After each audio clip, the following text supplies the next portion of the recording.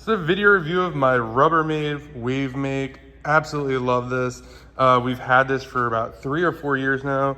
We use this to clean our mats and keep our facility clean. What I like the most about this, you could hold 35 quarts of water in there. You have nice wheels. These wheels just move really, really easily. And then this top piece right here. So what you do is you'd put your mop in here, get it soaked, put it up here, and then you'd use this handle just to push down, and that would kind of get all the water off, and then you could start mopping. Or if it's really dirty, you could also just put it in there and drain it as well. And then this pops off, which is really nice.